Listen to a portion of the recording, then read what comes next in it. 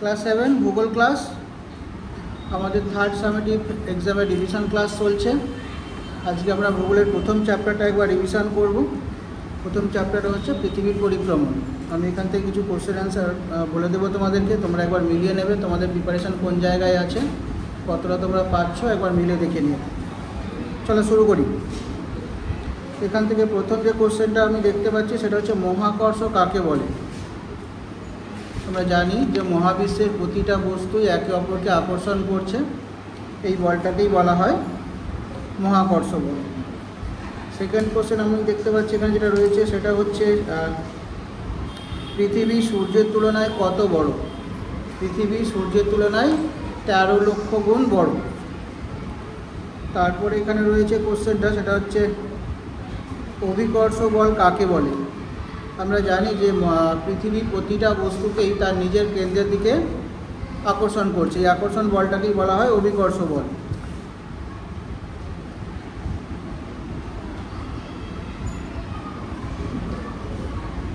আচ্ছা, এবার এখানে কোশ্চেন রয়েছে পৃথিবী কেন সূর্যের চারিদিকে ঘুরছে।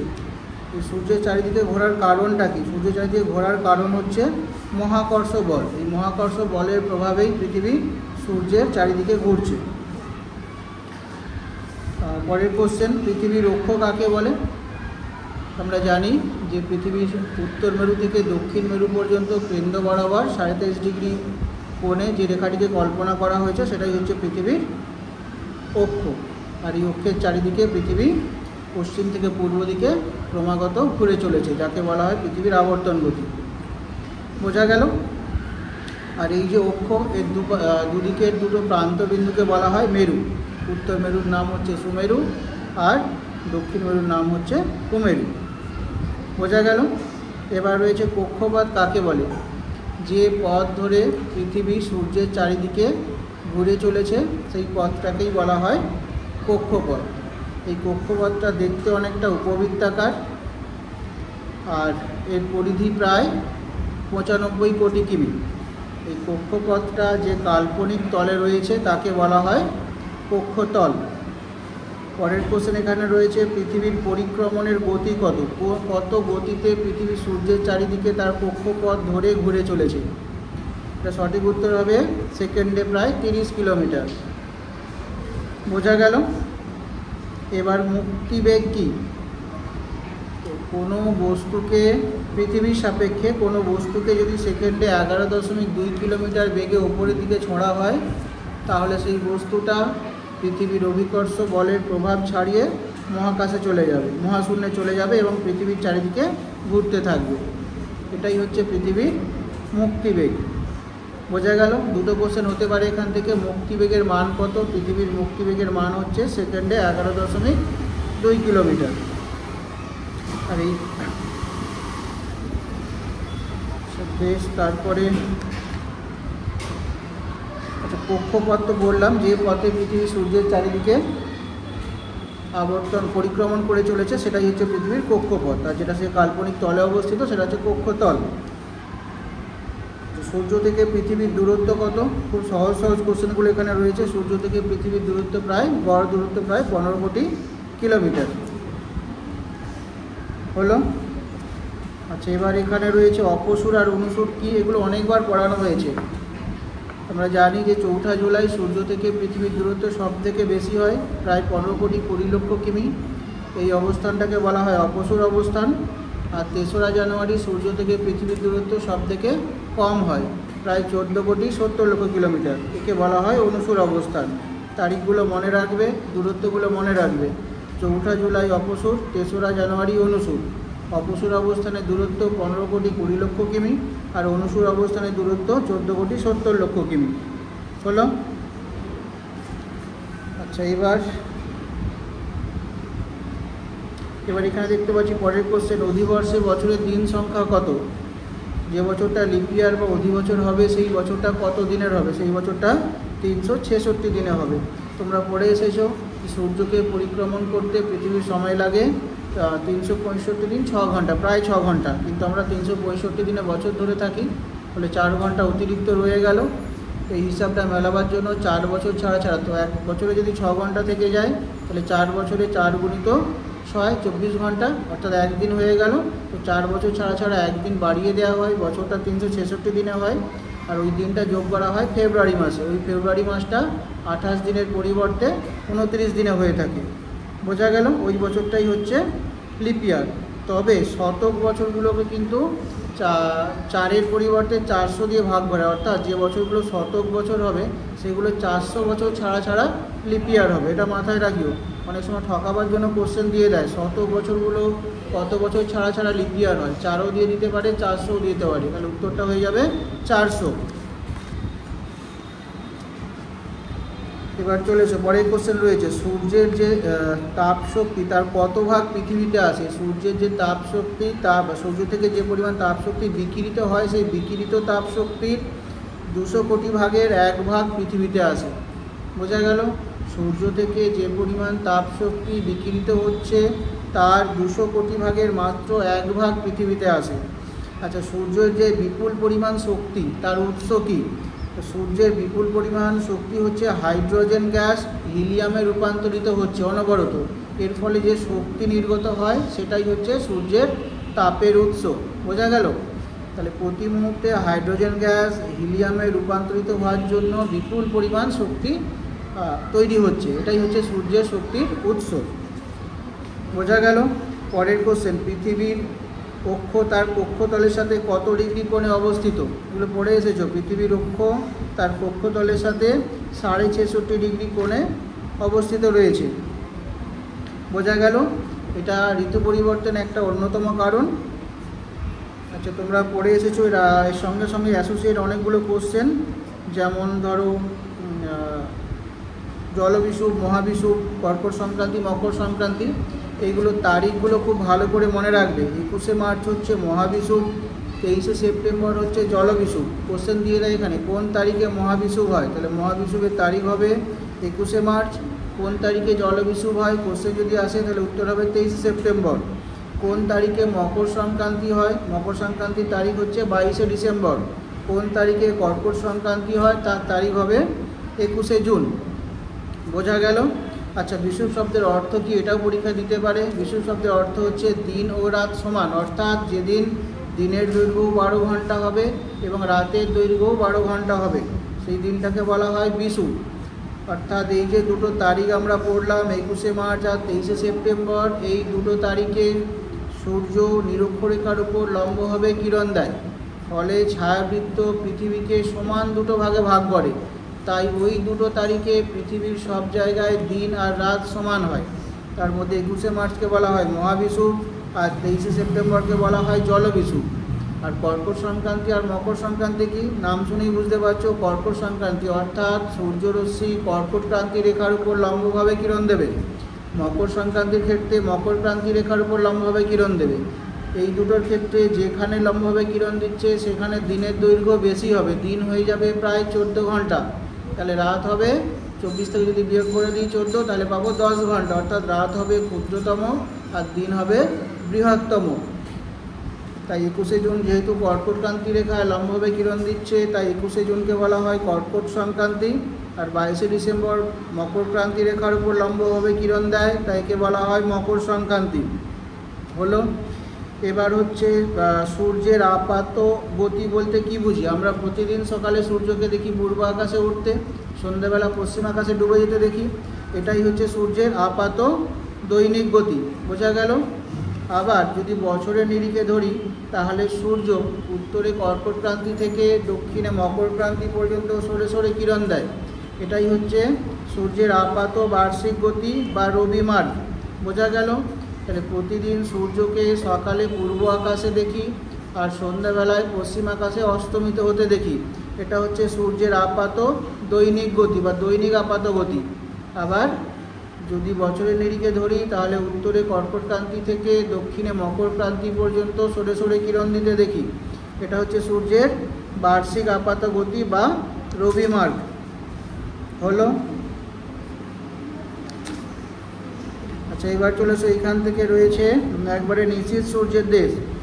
তো পৃথিবীর উত্তর গোলার্ধ যখন সূর্যের দিকে হেলে থাকে তখন নরওয়ে, সুইডেন এই সমস্ত যে দেশগুলো রয়েছে ওখানে জানি যে 6 মাস দিন আর 6 মাস রাত, আমরা জানি এটা মেরু অঞ্চলে 6 মাস দিন আর 6 মাস রাত হয়। তো এই অঞ্চলটাতে যখন 6 মাস রাত থাকে, অর্থাৎ উত্তর গোলার্ধে ডেনমার্ক, আলাস্কা, নরওয়ে, সুইডেন এই অঞ্চলগুলোতে যখন 6 মাস রাত থাকে, সেই সময় কি হয়, রাত্রিবেলা আকাশে সূর্যকে অস্পষ্টভাবে দেখা যায়, বা রাতের বেলায় সূর্যের আলো অস্পষ্টভাবে দেখা যায়। একে বলা হয় নিশীথ সূর্যের দেশ, বোঝা গেল, বা মধ্যরাত্রির সূর্যের দেশ। সব থেকে ভালোভাবে দেখা যায় সেটা হচ্ছে নরওয়ের হ্যামারফেস্ট বন্দর থেকে। তাই নরওয়ের হ্যামারফেস্ট বন্দরটাই স্পেসিফিক উত্তরে লিখবে, মধ্যরাত্রির সূর্যের দেশ বা নিশীথ সূর্যের দেশ বলা হয়। তাহলে উত্তরটা কী দাঁড়ালো, একটু সামারি করি।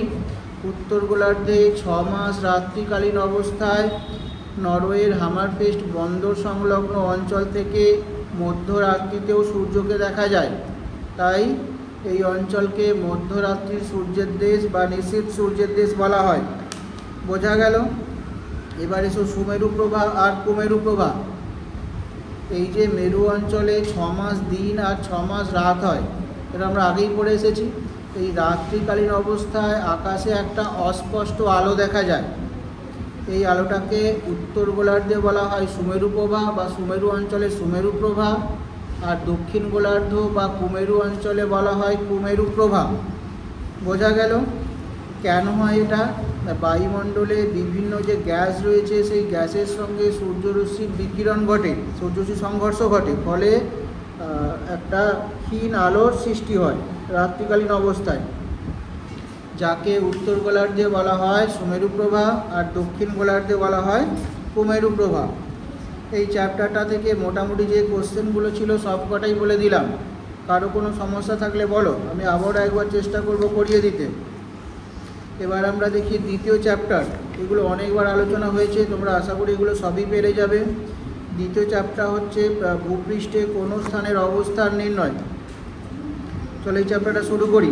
প্রথমে যে কোশ্চেনটা দেখতে পাচ্ছি সেটা হচ্ছে নিরক্ষরেখা কাকে বলবো? কাকে বলবো নিরক্ষরেখা? পৃথিবীর মাঝ বরাবর, অর্থাৎ সুমেরু এবং কুমেরু থেকে সমান দূরত্বে মাঝ বরাবর যে রেখাটাকে কল্পনা করা হয়েছে তাকেই বলা হয় নিরক্ষরেখা। নিরক্ষরেখার মান আমরা জানি 0 ডিগ্রি, আর যেহেতু পৃথিবীর পরিধি নিরক্ষরেখাতেই সব থেকে বেশি, তাই নিরক্ষরেখাকে বলা হয় মহাবৃত্ত। তাহলে নিরক্ষরেখা থেকে 3টে কোশ্চেন এসে গেল। মহাবৃত্ত কাকে বলে এটাও জিজ্ঞাসা করতে পারে, নিরক্ষরেখাকে মহাবৃত্ত বলা হয়। নিরক্ষরেখার মান কত সেটাও আমরা দেখলাম 0 ডিগ্রি। নিরক্ষরেখা কাকে বলে সেই কোশ্চেনটাও আসতে পারে, অর্থাৎ পৃথিবীর সুমেরু এবং কুমেরু থেকে সমান দূরত্বে পৃথিবীর মাঝ বরাবর পূর্ব পশ্চিমে যে রেখাটিকে কল্পনা করা হয়েছে সেটাই হচ্ছে নিরক্ষরেখা। কোনো সমস্যা হওয়ার কথা নয়।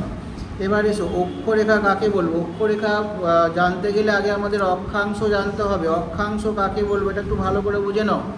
পৃথিবী পৃষ্ঠে অবস্থিত কোনো একটা স্থান থেকে পৃথিবীর কেন্দ্র পর্যন্ত যদি একটা সরলরেখা কল্পনা করি, তাহলে ওই সরলরেখাটা নিরক্ষীয় তলের সাথে যে কোণ উৎপন্ন করবে সেটাই হচ্ছে ওই স্থানের অক্ষাংশ। বোঝা গেল? কি বললাম? পৃথিবী পৃষ্ঠে অবস্থিত কোনো একটি স্থান থেকে পৃথিবীর কেন্দ্র পর্যন্ত কোনো সরলরেখা কল্পনা করলে ওই রেখাটি নিরক্ষীয় তলের সাথে যে কোণ উৎপন্ন করে সেই কোণের মানটাই হলো ওই স্থানের অক্ষাংশ। আর একই রকম অক্ষাংশ বিশিষ্ট স্থানগুলোকে কোনো রেখা দিয়ে যোগ করা হলে সেটাই হবে অক্ষরেখা। বোঝা গেল? অক্ষরেখাগুলো সবকটাই পূর্ণবৃত্ত এবং অক্ষরেখাগুলি পূর্ব পশ্চিমে বিস্তৃত। আর যত আমরা নিরক্ষরেখা থেকে যত উত্তর বা দক্ষিণে যাই, অক্ষরেখাগুলির পরিধি ক্রমশ কমতে থাকে। এই বৈশিষ্ট্যগুলো জেনে রাখো, পরে পার্থক্য লেখার জন্য কাজ লাগবে। আর অক্ষরেখাগুলো রয়েছে পরস্পরের সমান্তরাল। তাহলে অক্ষরেখার বৈশিষ্ট্যগুলো বোঝা গেল, সমস্যা হওয়ার কথা নয়। আচ্ছা, এবার আমরা দেখব অক্ষরেখা তো বললাম, অক্ষরেখার বৈশিষ্ট্যগুলো তোমাদের বললাম। এবার চলে এসো দ্রাঘিমা রেখা। আচ্ছা, দ্রাঘিমা রেখা জানতে গেলে আগে মূল মধ্যরেখাটি জানি। সুমেরু থেকে কুমেরু পর্যন্ত লন্ডনের গ্রিনিচ শহরের উপর দিয়ে যে রেখাটিকে কল্পনা করা হয়েছে তাকে মূল মধ্যরেখা বলা হয়। মূল মধ্যরেখার মানও কিন্তু 0 ডিগ্রি, খেয়াল রাখবে। কোন শহরের উপর দিয়ে কল্পনা করা হয়েছে, এটা কোশ্চেনে আসতে পারে। মূল মধ্যরেখা কল্পনা করা হয়েছে গ্রিনিচ শহরের উপর দিয়ে, বোঝা গেল। আচ্ছা, এবার বৈশিষ্ট্যতে চলে এসো। দ্রাঘিমা রেখাগুলো কিন্তু পরস্পরের সমান্তরাল নয়, আর এগুলো সব অর্ধবৃত্ত, বোঝা গেল। দ্রাঘিমা রেখার সর্বনিম্ন মান হচ্ছে 0 ডিগ্রি আর সর্বোচ্চ মান 180 ডিগ্রি। প্রতিটি দ্রাঘিমা রেখা কিন্তু সুমেরু এবং কুমেরুতে এসে মিলিত হয়েছে, ক্লিয়ার হলো। আর প্রতিটি দ্রাঘিমা রেখার পরিধি সমান, এই বৈশিষ্ট্যগুলো দিয়ে পরে আমরা পার্থক্য লিখতে পারবো। অক্ষরেখা এবং দ্রাঘিমা রেখার পার্থক্য লিখতে পারবো এই বৈশিষ্ট্যগুলো দিয়ে। সবকটাই বলে দিচ্ছি, এগুলো পড়ানো হয়েছে, তোমরা আশা করি এগুলো সব করে নিয়েছো, এগুলো একদম সহজ সহজ জিনিস।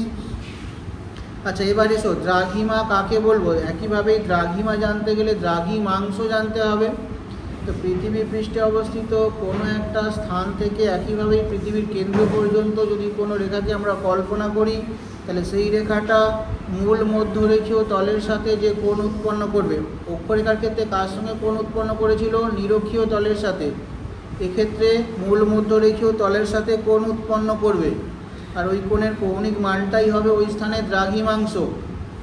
আর একই দ্রাঘিমা বিশিষ্ট স্থানগুলোকে যে রেখা দিয়ে যোগ করা হয় তাকে বলা হয় দ্রাঘিমা রেখা। তাহলে অক্ষরেখা দ্রাঘিমা রেখার পার্থক্য তোমরা লিখতে পারবে, আর বলে দিচ্ছি না, বৈশিষ্ট্যগুলো বলে দিয়েছি, ডান দিক বাঁ দিক করে লিখে দেবে, পার্থক্য হয়ে যাবে। এবার এসো স্থানীয় সময়। স্থানীয় সময়ের আমি তোমাদের দুটো সংজ্ঞা বলবো, যেটা তোমাদের সুবিধা হয় সেটা লিখবে। একটা হচ্ছে আকাশে সূর্যের অবস্থান দেখে যে সময় নির্ণয় করা হয় সেটাকেই স্থানীয় সময় বলে, অথবা প্রতিটা দ্রাঘিমার যে সময় তাকেই বলা হয় স্থানীয় সময়, বোঝা গেল।